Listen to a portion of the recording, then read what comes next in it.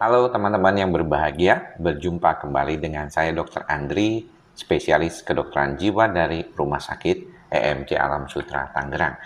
Hari ini kita mau berbicara tentang obat yang berkaitan dengan gangguan suasana perasaan atau yang kita kenal dengan antidepresan.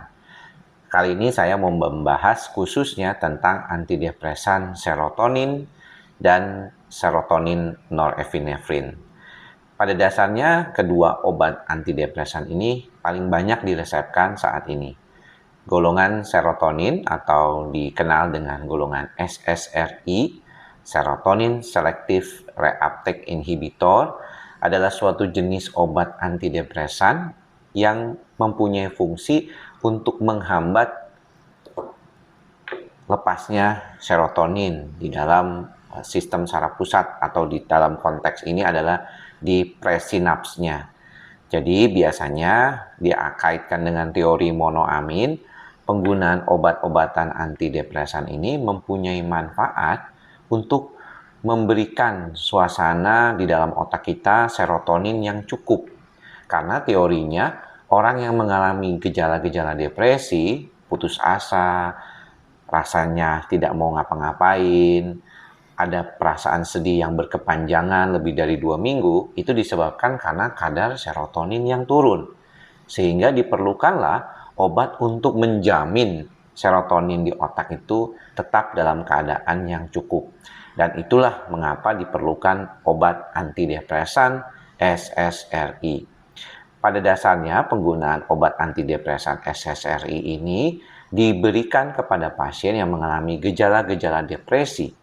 Namun belakangan, setelah 15 tahun terakhir, sebenarnya bukan hanya belakangan, penggunaan obat antidepresan SSRI ini juga bisa digunakan untuk kasus-kasus gangguan kecemasan, seperti gangguan cemas menyeluruh, gangguan cemas panik, fobia sosial, gangguan stres pasca trauma juga memberikan perbaikan dengan penggunaan obat-obat golongan SSRI ini. Kalau kita lihat, ternyata golongan SSRI ini bisa digunakan dalam jangka waktu panjang. Namun memang seringkali pasien merasakan tidak nyaman dengan efek sampingnya yang berkaitan dengan efek samping misalnya seksual, ya, penurunan libido karena kondisi penggunaan SSRI ini. Efek antidepresan ini pun di awal tidak nyaman. Ada beberapa yang langsung memberikan efek mual ataupun sakit kepala. Biasanya disarankan menggunakan dengan dosis kecil dulu. Biasanya setengah dari dosis yang optimal yang disarankan. Contoh dari SSRI ini secara pengobatan generiknya saya sebutkan, ya, yaitu fluoxetine, sertraline, escitalopram, fluvoxamine. Ini adalah golongan obat yang paling sering digunakan. Di dalam praktek sehari-hari, SSRI, golongan fluoxetine dan sertraline itu digunakan untuk pasien-pasien depresi dan gangguan cemas. Ini ditanggung oleh BPJS. Jadi teman-teman yang memang mengalami gangguan depresi dan ingin berobat ke dokter jiwa, di puskesmas akan mendapatkan surat rujukan, atau di klinik Pratama akan mendapatkan rujukan ke rumah sakit umum daerah atau ke rumah sakit swasta yang ada psikiaternya yang menanggung BPJS. Jadi teman-teman bisa mendapatkan obat ini, ya, dari tanggungan asuransi BPJS teman-teman semua. Dan biasanya pengobatan ini berlangsung cukup panjang, lebih dari 3 bulan biasanya, dan tidak disarankan lepas tiba-tiba kalau belum ada perintah dari dokternya untuk menurunkan atau melepaskan, karena memang tergantung juga dari kondisi perbaikan si pasien itu sendiri.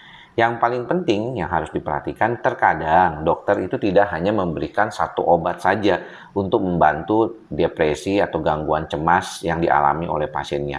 Kadang-kadang mereka juga memberikan 2-3 obat sekaligus, misalnya antidepresan, anti cemas, ataupun mood stabilizer, ataupun antipsikotik.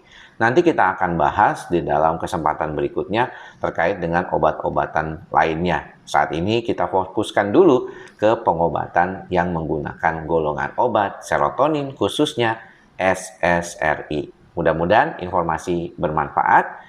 Sampai ketemu lagi di lain kesempatan. Salam ikhlas, sabar, dan sadar. Salam sehat jiwa. Bye-bye.